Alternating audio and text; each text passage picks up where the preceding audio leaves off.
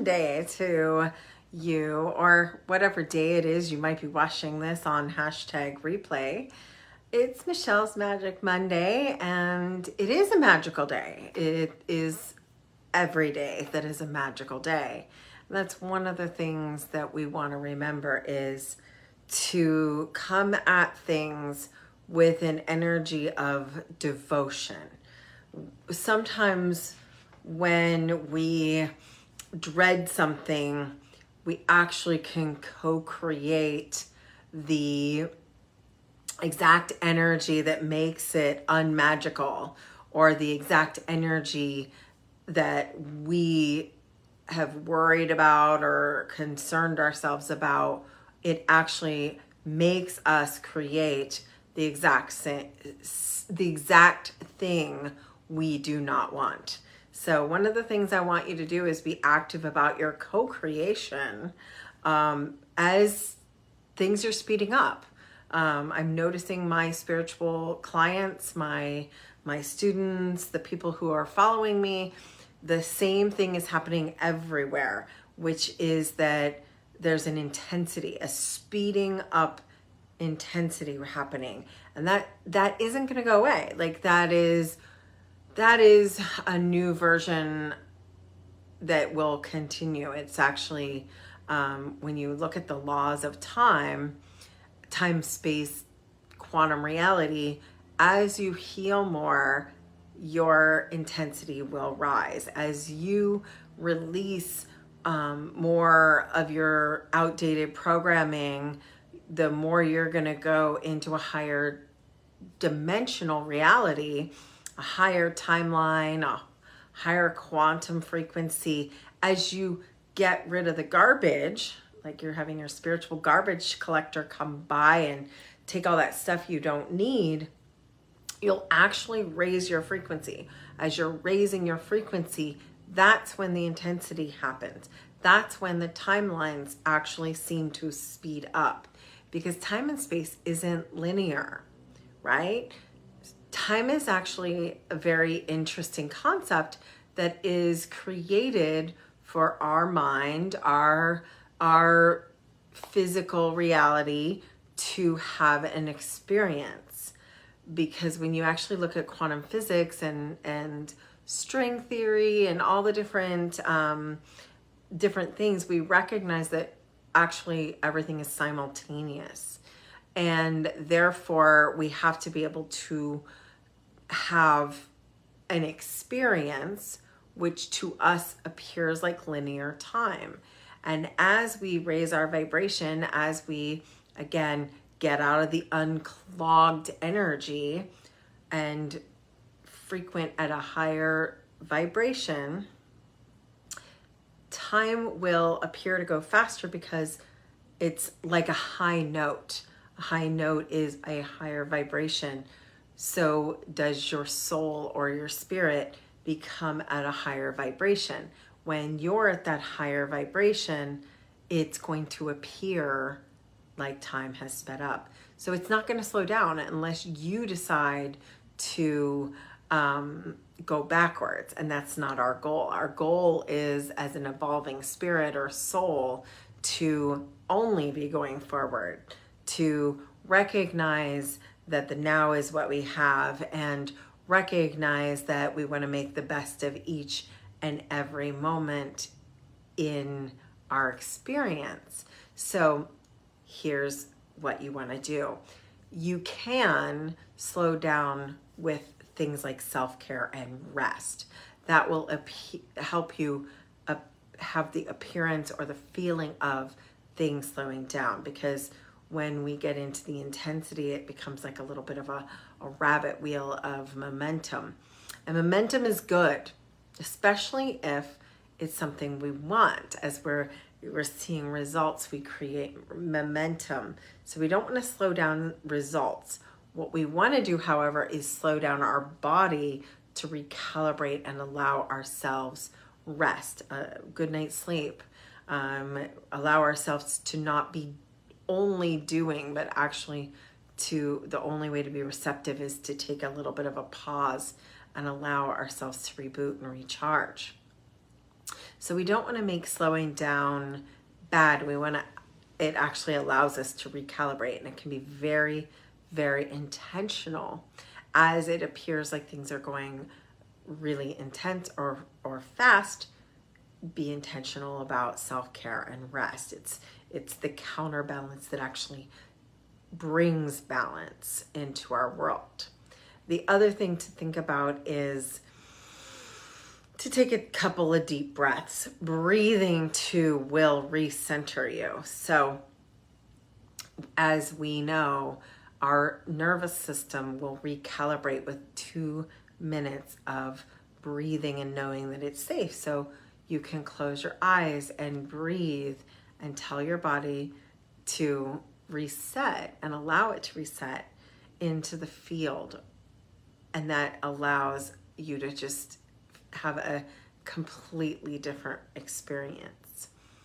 And another thing to think about as we're going through our world at this increasing higher vibration and timeline is also to allow people to catch up with you instead of making yourself come down to their frequency. You want to let them catch up with you. Maybe you've made 3 laps around them and there's just moments in time where you connect. That's okay. Not everyone's going to be at the same frequency and vibration. Maybe someone else, it's taking them longer to get to the same spiritual places you are.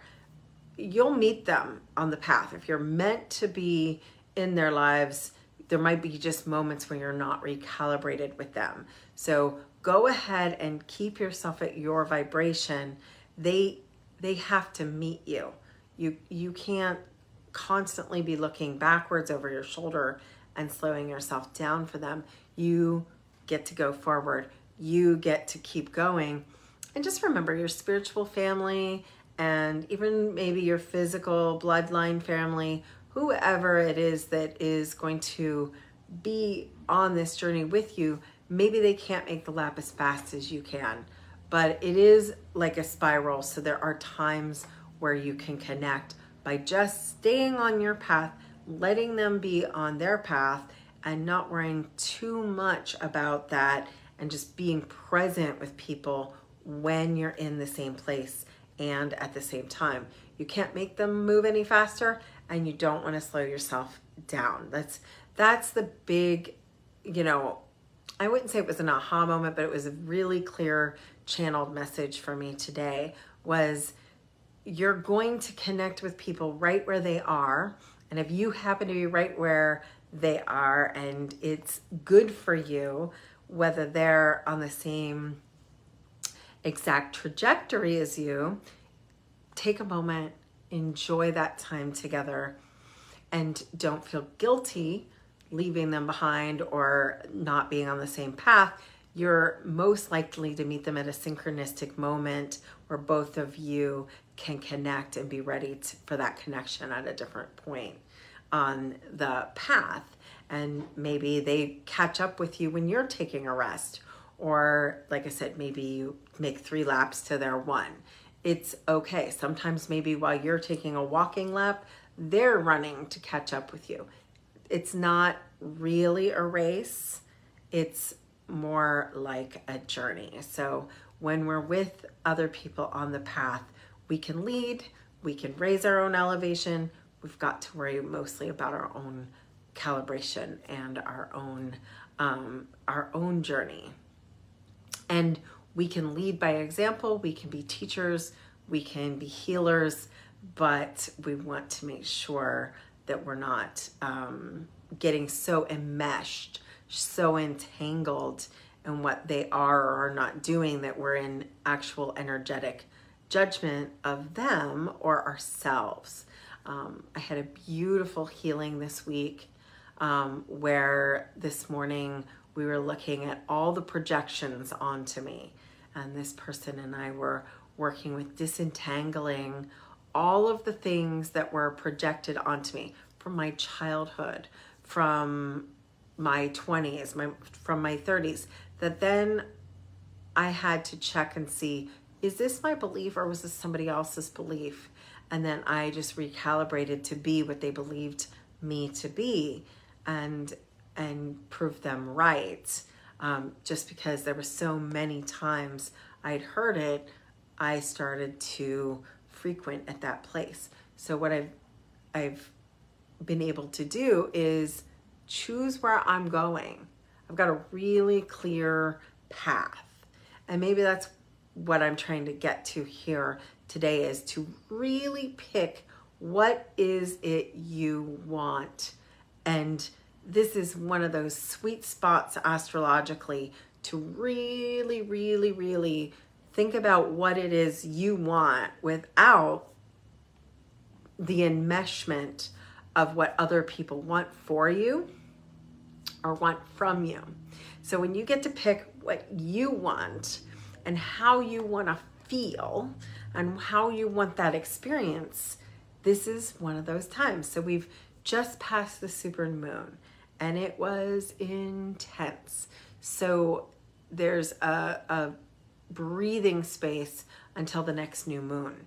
And so there's almost 2 weeks. There's like a week and a half, 10 or so more days. I think the new moon is on the 28th. So you have from here, today being the 18th until the 20th, you've got 10 days to like think about, what is it I want to anchor? How can I visualize it? How can I imagine that to be true? And what is standing in my way between me and my desired outcome? Is it my beliefs or is it my circumstance? And maybe it's both. And maybe it's allowing myself to make the devotion. We talked a lot about devotion in my classes in the last few weeks. Is it my devotion versus, I don't really love determination and dedication because sometimes those words have negative connotations. But if you're devoted to yourself, you're devoted to your outcome, you're devoted to what it is that you're wanting to have as your outcome, you move past your circumstances in a way that is devoted more to how you want to feel, how you want to be, what is your final outcome. You get devoted to the practice, the steps in that journey, instead of getting all caught up in I'm not there yet, or any of the times that you've maybe perhaps started the journey and didn't make it all the way. Maybe it's a spiral and you have actually done a lot. You've learned what not to do. You've learned who not to take with you. And this is that final lap where maybe it is actually now. And maybe it is allowed to be now. So let yourself actually feel the outcome. And if there's any resistance, think about, I am not my circumstances. I am not the times I've tried to have this outcome that perhaps did not become that outcome. Look at your undercurrent. And when we're in Theta Healing, we talk about the undercurrent being the thing that's easier to do, right? The thing that is sort of the projection of that outcome. So how do I want to put this? When we're in this 1 foot in energy and 1 foot out, look at what would be negative about getting what you really, really want. So if you think you really, really want it, what would perhaps you have to give up, or what identity would you have to shift, or what person or experience would be disrupted? What is the discomfort you would have to incur if you were really devoted to the real desire for that outcome?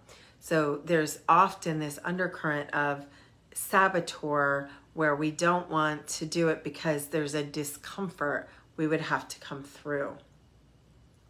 And when we overcome that and push through, the energy that I'm sharing with you here is the energy of devotion.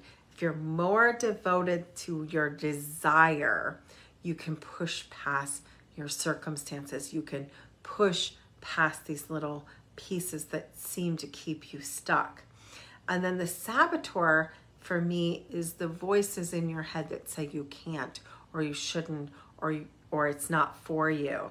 This is programmed to us through religion, through schooling, through our parents and our brothers and sisters and our culture. Oh, that can't be done, or you can't do that, or in the past you didn't do that. So that's the saboteur. It's the voice that says I can't, or it's not worth it, or women don't do that, or you're wrong, or you're bad. It's like the voice that says money is evil. Well, maybe money was evil or rich people were bad at some point, but not all money and not all rich people are bad. It was a circumstance. So an overcorrection is that place where you have something bad happen because of a rich person and because of money. So you've overcorrected and said all rich people are bad and money is evil. So we don't want that overcorrection with the saboteur that's just trying to keep you safe. Instead, you want to say money has the ability to help me. In fact, money can be a very great tool. It's not evil, it's neutral. It's the energy we attach to it. It's our memory of what money did or didn't have. So one of the things I love to look at is, can you make money into a friend? Can you make it into a lover? Can you turn money from the belief that it's evil, or even worse, that it is abandoned you? It's not been there. So do you have to forgive money? Do you have to forgive another person? Do you have to forgive yourself? What is it you get to, and I say get to, not have to, what is it you get to change about your beliefs and your circumstances to overcome your undercurrent, your overcorrection, and your saboteur? And so if that's something you want to work more with, please let me know. We've got some of that coming into, that's all taught in Theta Healing. I'm working on disease and disorder with a beautiful group of people right now. But if you haven't done Theta Healing, I've got a basic class coming up in August. And I'm going to be working with these concepts in the Black Rose coursework. So right now I've got a really amazing special on the dark mysteries, some things I have never taught before in a way that I'm really excited about presenting, is called the Black Rose Gate. And it's part of my Rose Mysteries of the Rose series. And so we're doing the Black Rose starting in August.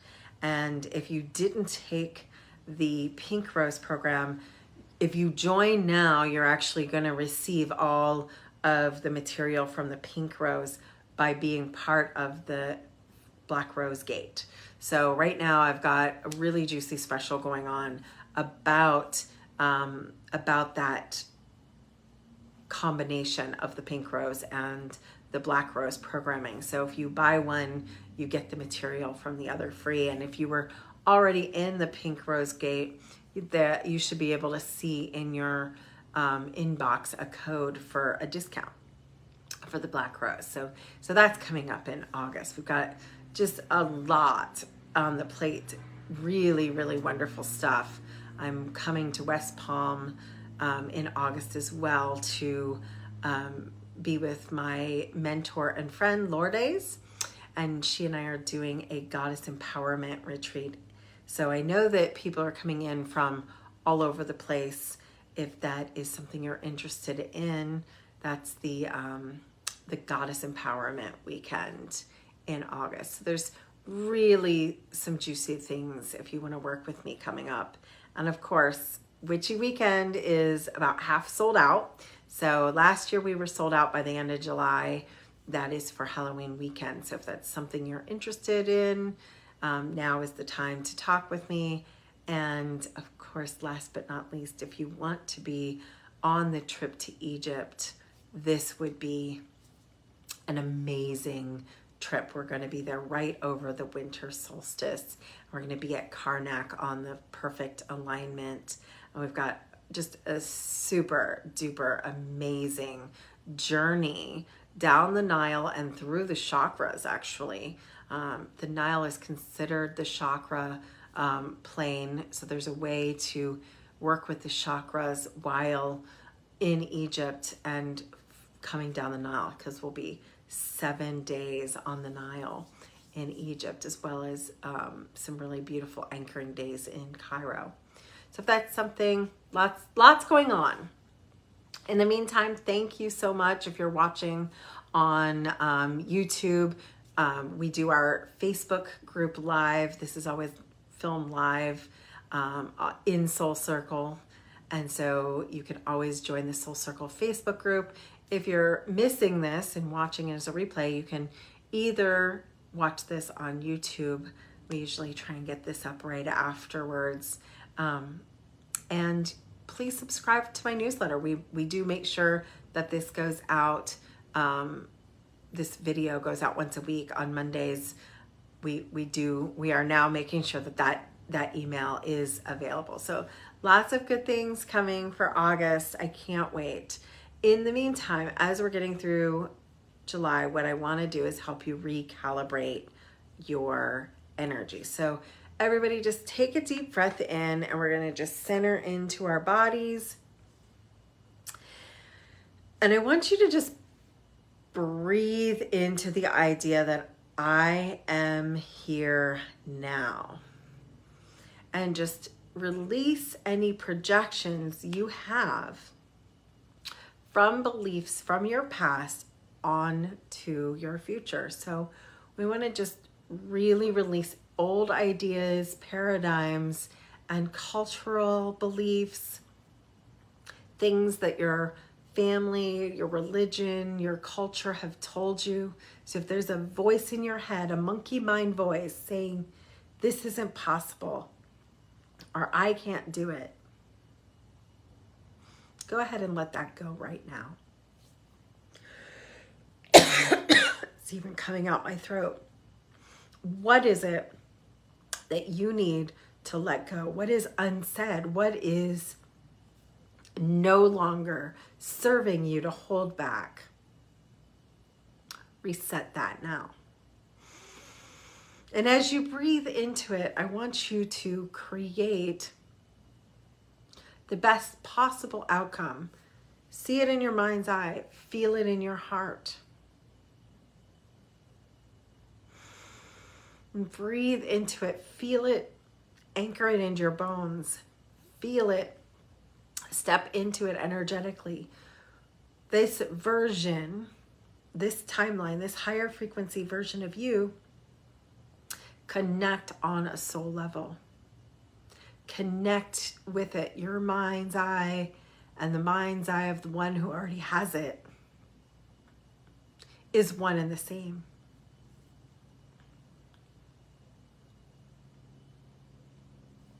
This version of you, what does it look like to see out of their eyes? What does it feel like to live outside of your past circumstances or current circumstances and into your desire? Feel the desire in your body. Thank you, thank you, thank you. Feel it. Be in gratitude and move past the saboteur, the undercurrent. Move past your beliefs into the feeling of, thank you, thank you, thank you. This is already mine. Through every bit of my being, anchor that in. And so it is. And so it shall be.